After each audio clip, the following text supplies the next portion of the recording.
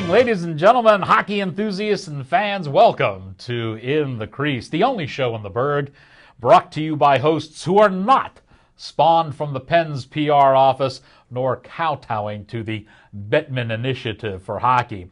The only place where you have hockey news unspun, and you don't need to go online to Aries Thesaurus to understand what we're saying here. I'm Fiore, and as always, my cohort, Bob Nelson. We want to start off today's show by wishing all of you a very Merry Christmas and a safe and pleasant holiday season. Or Happy Kwanzaa, Don't even all go these there. other traditions. Tonight we begin with a key reminder that our hockey tidbits and info are not limited to this show only. In the Crease now has an official Facebook page, and I couldn't think of a better way to open up dialogue with me and Bob than through Facebook. So by all means, get onto Facebook today, type in the search bar In the Crease, then it'll say TV show underneath, and Bob and I will come up there. You'll see a picture of us there with the old Jacques Plante or Bernie Parent helmet here, and It was called a Jacques Plante feature on the mask. It was. So click on it and like us, and then you'll get all the posts and everything. It's really fun to be on the page, and it's a good place to start up dialogue. And it benefits you to go on Facebook, because every time you make a comment on Facebook, we write your name down, and we have a list of names over here. And why is that important? Well, every time you comment on Facebook, you're eligible for a free drawing. We're very excited about this stuff, and given we have a sponsor for the show, and the sponsor is Play It Again Sports. Maybe you want to talk a little bit about Play It Again Sports? Play It Again Sports, where you can go and get your used and new sporting goods at a great price. Very reasonable. It's up in Greensburg, Pennsylvania, right off of Route 30, Green Gate East Shopping Center. It's just a great opportunity. We I work for them. They're a great hockey little store here. Still local guys supporting. Jeff Edgar, the owner up there, is phenomenal. And it's definitely worth the drive up, because then you get to see Bob, and he'll take good care of you when you're up there. It's easy to enter. Just go on to Facebook. Every time you log a comment or start a dialogue, we'll take your name off of there, and then I believe we're going to have our first drawing on the next show. Correct. So we're going to have our first drawing for free giveaway stuff on the next show. Your name will be entered into that drawing. We thank Play It Again Sports for being a sponsor on the show, and we are ready to go. Let's get in to some hockey news right now, and let's start a little bit with going around the league, if we will. If you pay attention to some of the local hockey reporters, or worse, if you base all your sports knowledge on that bloviated gnome Mark Madden, you were brought up to speed on the proposed league realignment on this show, and that's the true realignment, about a week before all those other guys started talking about it. In fact, they had realignments that were all over the wall and had us not playing Philly and all kind of nonsense. Pittsburgh playing against San Jose in their division. But the new realignment is finally out. They have the proposal on there. We do get to play Philly, the Caps, the Rangers, the Isles, all the good things. Four conferences, 4 top teams make the playoffs. Then there's a reshuffling afterwards, after the first round, as far as the points are concerned. This is getting closer to the playoff system that we had discussed last season, saying they should adopt. And Bob, I like it. See, I think, why need divisions? Who cares? Take the best 8 teams in each side of the division and go with it. I mean, because you play everyone. I mean, it's not like, you play everyone at least one game. Right. A season. I like the old school where you're playing, if you're going to have divisions or conferences, stay in that division. Don't go out of that division. You might play LA every other year or whatever, but now every team plays everyone, so to have a division is just a waste of time. Just take your best 16 teams and just seed them like you do the college basketball tournament or whatever. That's the way it used to be years gone by. And just go with it and have a balanced schedule then. Yeah. And because it's a big disadvantage to a team from, say, Anaheim, Calgary, Edmonton, because they get the furthest to travel. So let them stay out there and beat the heck out of one another up in Alberta, and let us beat the heck out of everyone local here, and then save on your financial travel expense, and then the playoffs. So you say you want the divisions, or you don't? I want the divisions, but I want them to be. It's like interleague playing baseball now. Yeah. Everyone plays everyone. Like it used to be the NHL, you hated the people from the other conference. When you played an all-star game, that game was meaningful because you hated the guy next. Now you're all buddy. You're tweeting everyone. You're Facebooking everyone. Yeah. You're best friends now. There's no rivalries. Yeah. And by putting them back into divisions and making you play the Flyers 8 times, making you play the Capitals 8 times, you're going to be so sick of looking at it. It's like spending a day with your brother. Yeah, I'm tired of that too. Well, I understand that within the division, you're going to see the team 6 times, 3 home, 3 away, and then under the new alignment, you'll be able to play. Every team will have a home and home series. Yeah. And some of the owners were complaining because of the travel costs and all that involved. But I definitely think this is a right move. Plus, everyone wants to play Ovechkin, Sidney, because they want to pack their building. It's a move in the right direction, and it's a money move. I kind of like it. I like the realignment. I like the idea. Can it be tweaked? Yes. But let's stay with this a couple of years and then go ahead and tweak it. Bettman will find a way to screw it up. Obviously. Put money on it. Bet the farm. Let's move on to section number 2, segment we call In the Penalty Box. In just a small smackerel of games so far this season, it's rather blatant that the officials are taking over the game, or at least trying to take over the game, in an effort that I think is more than likely encouraged by Commissioner Gary Bettman. Officials are tampering with the game to ensure close contests and exercising an effort to force last-minute heroics through rather questionable penalty calls. If the league is going to be this blatant about their rigging of the games just for entertainment dollars, then perhaps they should hire Vince McMahon as a consultant. Bob, last year when we talked with Theo Fleury, he said the exact same thing. He says they're trying to set these games up so that it comes down to the last few minutes, man advantage, and one of the superstars buries the puck, and they want this as the scenario for all the games. Or the overtime or the shootout. And you were particularly kind of upset about this officiating, especially after that Penguin-Kane game that was on the other day. It's just ridiculous when the officials are becoming bigger than the game itself. I mean, I have a definite problem with that. That's why you pay the players to play. Yeah. Don't let the officials. I mean, there's been 4 games that I've watched in the last week that I've seen teams shorthanded by 2 guys, not once in a hockey game, twice or 3 times in a hockey game. Yep. And that's just ridiculous. When you can have an official put that much emphasis on who's going to win that hockey game or who's going to lose that hockey game, I mean, if that's the case, then every team is going to be 500 then. Why isn't Columbus 500 then? Because they by far probably the worst team in the NHL right now. Okay, and they're getting treated as equally as a team that, elbows are flying. I mean, we go back to the Asham. I don't even know if you can consider that a fight because Asham knocked him out. But, I mean, that would have been stopped if the official would have made the right call the first time. Mm-hmm. They're wondering why all these headshots are happening. It's because when the officials need to make the right call, they don't make the right call. They'll make this petty call. Oh, a little hook, a little trip. Okay, well, where's the shot to the head then? Mm-hmm. If you're complaining, hey, our superstars are getting injured, and again, Sid's out again, for the same type of injury, this time it was his own player that pretty much took him out. Yeah. But why are the officials being so inconsistent? See, since you brought up Sid, I was going to save this for later, but maybe we should talk about it now.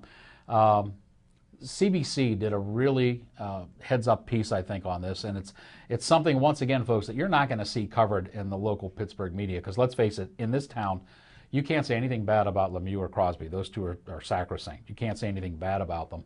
But CBC, a Canadian Broadcasting Corporation, did a real good thing on their Hockey Night in Canada, where they actually blamed Crosby for the condition of him being out again, and it was very, very well done.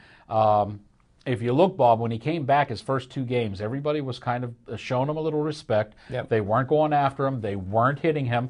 And he was scoring like crazy in those first 2 games. And then all of a sudden his scoring output stopped, and they put together a little montage to show how Crosby's play had changed. Crosby was now being the aggressive one. He was using the stick. He was elbowing guys in the head. He was hitting them in the head. How about the fight that he got into? What about Crosby? No, he was doing it. And, these Pittsburgh Penguin fans, I got to tell you, all I do is hear you people whine and whine about, Ovechkin's such a dirty player. I'm tired of hearing that crap. I really am. You take a look at the montage that the folks up in Canada put together, and, the only thing Crosby didn't do was slew foot anyone, and Ovechkin's good for that. But other than that, like Grape said, if you're going to come out and play that aggressively, and you're going to, hit other guys in the head with your stick and your elbow and your shoulder, then you shouldn't complain. You got to take responsibility. That's right, when it gets hit back to you again. And, I think there's a little bit more than concussion results there, too. I think, when Kunitz hit him, he messed up his knee a little bit as well, because that was kind of a knee-on-knee hit. But, so he's out, and a lot of people are saying, a lot of people outside of Pittsburgh are saying that it's his own fault for the way he was playing. And I told you on the show he shouldn't come back till February, but nobody listened to me. So, well, he might be out till February. Yeah, he might be. Well, that gets a little away from the officiating, but since you brought that up, I wonder. No, it goes right hand to hand in the officiating. Because how do you want the officials to call it? Yeah. That's their meal ticket right in front of them. Do they protect them, or do they call a penalty against them? Yeah. And obviously they let it go for too long because he ended up putting himself in another dangerous situation where he ended up getting right. hurt. And the league will take care of itself. We'll talk a little bit about that when we get to the in the crease segment. The players know how to do it. They know how to take care of themselves on the ice. They've been doing it for decades. And to see referees jump in and actually control the game by doing giving them the two-man advantage with under 5 minutes left, it's phony. I mean, it's WWE. I mean, why even bother putting on the facade? All right, let's move on to the next one. This is a scene we like, or a segment we like to call Behind the Bench, and this is another one, Bob, that had you flying off the handle to me on our talk in the green room before the show. There is certainly nothing new about superstars who play a foul with their coaches. The Lemieux-Bowman feud is probably the biggest one that fans would know here in the Pittsburgh area. And I always said it, and I'll still say it now, I think that feud between Lemieux and Scotty Bowman cost the Penguins at least 2 more cups. Well, I think it did. It's ridiculous how wherever Bowman goes, he's hated until they hoist the Stanley Cup trophy and hand out the rings. Right. The guy was such a brilliant coach. And, I mean, to have him come to an organization, and he wasn't the only coach in Pittsburgh that was asked to leave. That's right. I mean, you look at Kevin Constantine, who I thought did probably the best coaching job in Pittsburgh of having no talent and made that team a winning hockey club. Especially with the system, yeah. How about Therrien? Yeah. It was his Stanley Cup team that Bosman Duncan won. Yeah, and he got hoisted out of there. And they really weren't a big fan of Badger Bob Johnson when he first took the range. And a lot of players, and I was close to a lot of players on that roster, and they weren't real happy with Badger Bob because it was his way or the highway. Right. And a lot of the players didn't like being told, hey, you better be on the ice for practice, and you better be here for games, and this is when I expect you to be, and this is how you're going to play. Players didn't like that in the Penguin locker room. Yeah. And now another situation came up in Washington. Yes. You look at Boudreau. I mean, how good of a coach is he? He gets fired, and less than a week later, he has a job. And then they fire another great NHL coach in Randy Carlyle. I mean, yep. All these coaches are getting fired. Is it because the ownership sees dollar signs? And, like, for example, Ovechkin. He didn't perform. He was being a brat. Boudreau benched him. Yeah, absolutely. Which is what you want to do. You want to motivate someone? He's working for you. It's your butt on the line. Bench the guy. And Semin, should they have traded one of those guys? Yeah, would Washington better off to trade a superstar? Absolutely, because that proves that the coach has respect in that locker room, because the ownership, the management in that locker room, and if you're going to take the coach down, what about the GM? Because he's letting it go on his watch. Yeah. So you're making a statement. I fire the coach or I trade a superstar. Well, the league's all about money, because if not, Ovechkin, Semin, Backstrom, one of those 3 guys would have been dealt. Yeah. Well, Dale Hunter, of course, comes in for the behind the Caps bench now, and all the pundits were out there saying this is going to change the look of the Caps because Dale Hunter was a rough and tumble player and yada yada yada.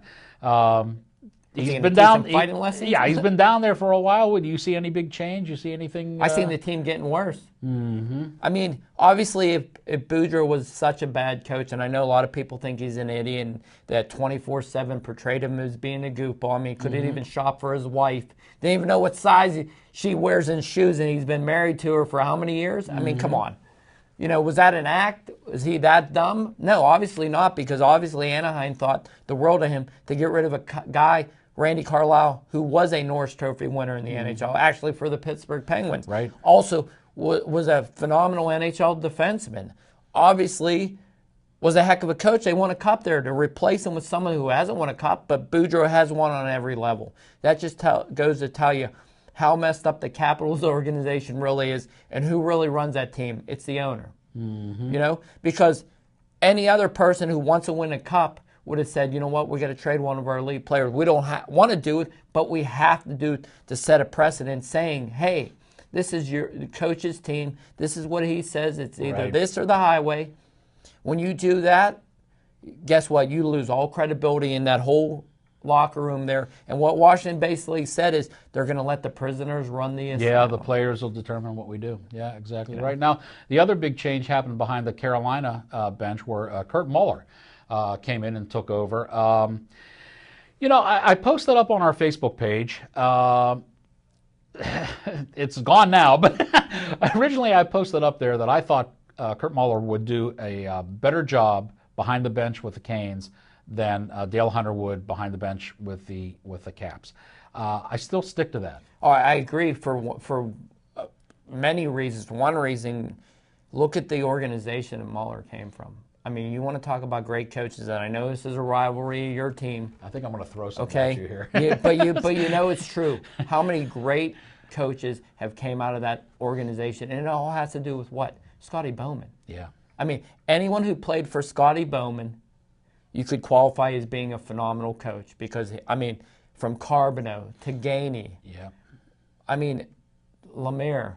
I mean, the list just goes on and on of great guys that came out of that Canadian organization because Bowman knows what it takes to win a cup. Yeah, he does. I mean, look what he did in Detroit. Look what he did in Pittsburgh. Look what he did in Buffalo in the 70s. Chicago. Look what he did in Chicago. Look what his son's doing now in Chicago. I mean, they put together a pretty good team with little funding because they were on the cap side of being over it. So I think Muller is going to do a better job, but I think the guy that he replaced, they're the same coach. It's just his time, he was getting still there. You know, and they always say about coaches, you recycle coaches. Am I a big fan of recycling coaches? No, that's why I thought Boudreaux was such a unique hiring. That's why Bowsman of the Penguins was such a unique hiring, because they never had a head coaching job at that elite level. You know what I mean? Like when Trottier got the job, he didn't do his homework. You know, Brian's a great, knowledgeable coach, but when he got that job handed to him, he had no minor league experience where Boudreaux, Muller, those guys came. Hunter had minor league experience as running a team. I think that goes a long way. And I think you'll see more coaches coming up through the minor league rankings if they're going to replace someone than a recyclable coach. You know, like a Terry Crisp or someone like that. That's been around and been on 20 different teams coaching. You know, I think you're going to see more of that coming up through the rankings. So that's the thing with the coaches. Let's move now to our segment called In the Crease, and this is one that I've been, you know, I always like it when I get to say, I told you so. You know, and this is one of those moments. For 2 years, I have been saying, with mixed results from both you and the fans of the show, that the way the game was being played and the way Bettman was moving the game, that there had to be a dire change in the mental outlook of the goaltenders, that they needed to go back to the way Billy Smith and Ronnie Hextall used to play the game. You needed to have an aggressive, take-no-prisoners goaltender, otherwise these guys were going to get killed. And unfortunately, those who follow like Ryan Miller? Hang on, I'm getting there. Unfortunately, you follow these guys that take this butterfly system and they're not taught that. The butterfly system, it's exactly that. It's like the butterflies of the 60s. It's a pacifist goalie system and it doesn't work. Well, guess what? Within 1 week, and it wasn't that long ago, Ryan Miller, Timmy Thomas, and Jimmy Howard, and just the other day, the kid for Toronto, boom, wiping people out. And Matthew Garon, the second stringer for Tampa Bay, just said, that's it, blocker pad, boom. And this is it. I called this. I said this was going to happen, and sure enough, it's happened. And they had an excellent piece. Again, kudos to our friends in the Great White North on all these pundits were coming out saying, the Bruins are having this big surge right now, and they're looking like Stanley Cup champions again. So, everyone's sitting back there, Edzo and all these third, fourth string hacks and second string goaltenders, they got to be commentators now. Well, what they need to do is they need to run Thomas. Well, they put together a little montage on why you don't run Tim Thomas. The man's a killer in there. Yeah. He uses a stick well. I haven't seen sticks used like that since Billy Smith. Yeah. And maybe Bruce Lee. Maybe Bruce. And I'm saying this right now to all goaltenders that are goaltender and coaches and instructors. If you don't start teaching these kids at the lower ranks how to stand up and protect themselves in that crease, and all you're teaching them is to go down in that goofy butterfly where they can get decimated to cover the lower thing, you're asking for disaster. Me, I'm happy. I saw Ryan Miller go nuts. I saw Timmy Thomas take that guy out. I'm happy. Well, this is the way I played. Let's go back in history. I didn't play that way. No. Let's go back in history, though. He's lying through his teeth. He still plays that way. Goaltending has become a primary ticket in payroll. You're paying goaltenders a ton of money to stop at black puck. Right. You got to protect them. Right. Okay? I mean, how about Rick DiPietro? How many injuries has Rick DiPietro He's a Band-Aid. had? Because of getting headshots from getting ran. Yeah. Leg injuries because he's bent back because players are landing on him. Yep. There's a reason why they put this crease in front of the goalie down here. Yeah, that's right. There's a reason for this, okay? Stay out of it because this dog bites. That's right. And the problem is, like you said, most of the up-and-coming goalies, your Fleury's, your Roberto Luongo, they look like they're not even awake in their goalie mask. Yep. I mean, you look at their eyes through hair, they don't even look like they're just like in another world, like they're on crack or something. Yeah. You looked into Billy Smith's eyes or Ron Hextall's eyes. Fire. You were afraid to go near those guys. That's right. I mean, Hextall, Team Canada. He got suspended 2 games internally. He didn't get the chance to even dress because in practice, someone ran his net and he ended up breaking one of his teammates' hand because he two-handed him. When he covers the puck, you leave the guy go. That's right. And you know what the problem is? The defensemen. They're too soft. Yeah. They're more worried about putting points up on the board than boxing out the guys coming after their netminders, who they pay a ton of money to. Look at it. Every team, their number one goalie is probably the top 5 guy in the payroll, if not top 3. Mm-hmm. Think about it. Go down all the goaltenders. The next time you're reading the hockey news, look at all those rosters and see what they're paying their number one goalie. He probably makes the 3rd to 5th most money on that organization. Mm-hmm. And you're going to neglect him in practice. You're going to neglect to protect him on the ice.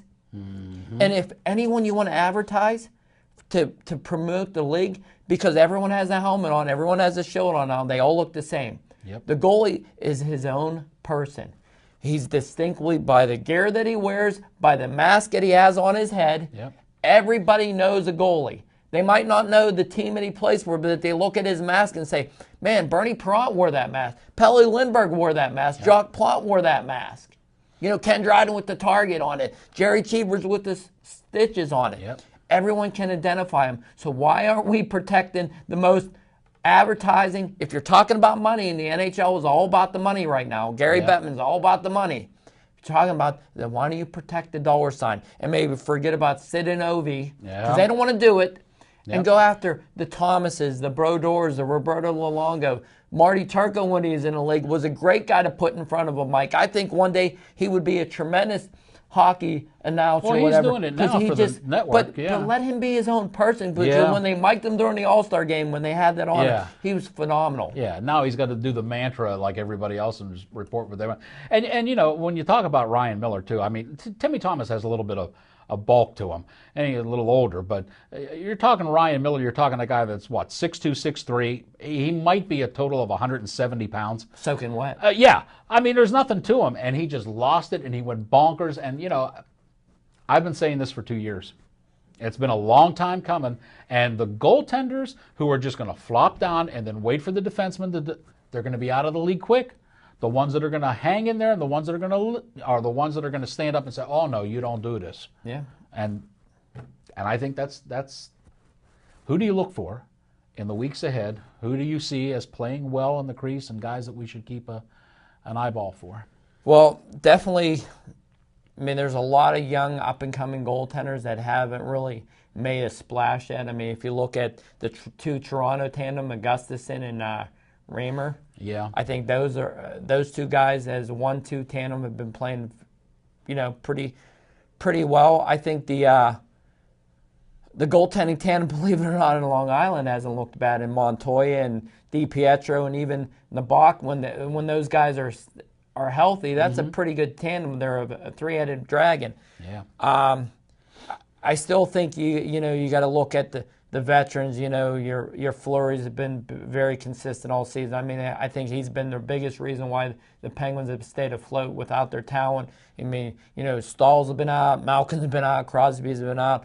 You know, I'd like to see how Pittsburgh would be if for example, they would have had to play Johnson for a long strand here, because I do think the reason why most good teams stay afloat is because of their good goaltending. And, I don't think Fleury's a great goaltender. I think he's very consistent. I still think until he wins another cup, I wouldn't put him in an elite status where a lot of people in Pittsburgh still feel. Sure. I mean, he's maturing a lot. I think Gilles Meloche has done a great job with him. But I still think he has something to prove. Sure. I still think if you take Malkin, Crosby, and Stahls and only have one of them three guys on the team, if he'd have won the cup last year in that situation, then I would say Marc-Andre Fleury is an elite goalie. But when you have those three-headed center on your team, it's kind of hard to be overshadowing those three players. The last few games, if you watch the Pens, he's given up a goal every 6, every 8 shots, somewhere in between there. That's not all-star caliber by any stretch. His teammates are, it's reciprocal. I mean, he bails them out when they need it, and they're bailing him out a lot of times. I think Kerry Lattinen's another goalie that has been playing real well. He has. I think the tandem up in Colorado has been pretty consistent, more consistent than they've been in the past.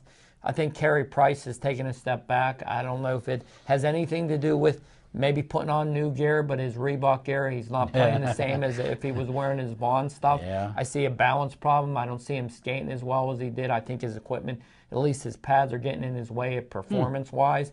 See him making giving up a lot of goals low on the ice. So my opinion, I mean, you can't just put your finger on one goaltender, because in one day they could be phenomenal, and the next game they could give up 7. And That's if true. you want to look how inconsistent goaltending been, just look at the Flyers roster. Yeah. One game Briskalov looks like Bernie Pront. The next game he looks like Brian Boucher. Yeah, and I think there's probably, when that kind of stuff happens, there's more in the locker room going on than you need to. Well, the only guy that I really wanted to mention that, and this is very odd for me because I don't particularly like him as a goaltender, is Lundqvist for the Rangers. Boy, I've been able to see about a half a dozen to 8 games of the Rangers, and whether he wins or loses, I think he's been playing some. I don't like the way he plays. He stays way far back on the crease line for my particular style. I think it's a horrible way to play, but right now he's getting results. If they can last after the All-Star game. Well, I think what's going to do him is the Winter Classic. Oh, that could, because good point. Both goaltenders that always play in the Winter Classic, one's phenomenal, and it's opposite, because if you remember the Penguins when they played the Capitals in the Winter Classic, the Capitals goaltender actually stole the show, and they went on to bigger and greater things during the season, where I think at that point Fleury hit a wall. Yeah. One goalie always hits a wall, and one guy always thrives out of that Winter Classic. It's been like that for ages, and I just think what's remarkable is I can't wait until hopefully Ty Conklin gets traded to either the Rangers or to the Flyers maybe, because I'd like to see Conklin playing his third or fourth Winter Classic, because he's I think played in the most Winter Classics, believe it or not. So I'd like to see him get his third Winter Classic here pretty soon. Good old Ty. Hey, that's about all the time we have for this episode of In the Crease. Want to mention once again that our sponsor is Play It Again Sports. If you're looking for some equipment, whether it be used or new, feel free to drive out there to Greensburg, stop in, see Bob. He'll take good care of you. Let him know that you're a fan of the show. Absolutely. And don't forget, we do have our very own Facebook page, and every time you log on there, your name gets thrown into the barrel. We will have our first drawing on the very next show to give away free stuff. And then I believe we're going to have a drawing every show after that. Correct. So, and Santa comes early on our show. Yes, he does indeed. And while we speak of Santa, let's say that on behalf of Bob and myself, Dave, Devin, all the guys in the studio cast and crew for helping us out, we wish you all a very, very Merry Christmas and a very safe and prosperous Merry Christmas. New Christmas. Year. That's right. Merry Christmas. Not Xmas, not Happy Holidays. Merry Christmas. And remember, until next time, if you're in the game, you're in the crease.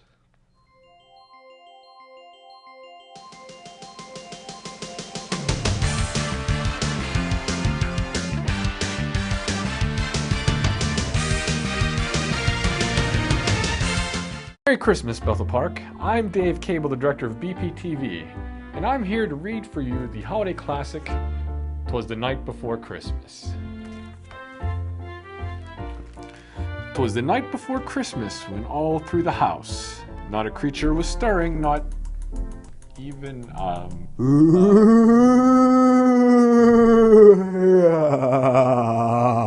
hey, George. I'm not George. I'm the ghost of Christmas present. I don't know, you look an awful lot like my volunteer George. Well, you are gravely mistaken. I am a ghost. All right then, Mr. Ghost of Christmas Present. Why don't you come up here on the hot seat and explain to me why you had to come in here and interrupt my holiday special? I would just like to wish everybody in Bethel Park a Merry Christmas, a Happy Holidays, and a Happy New Year, and to remind you all to watch all the great holiday programming right here on BPTV. You know, you didn't have to pretend to be a ghost to come in here and say that. But I am a ghost.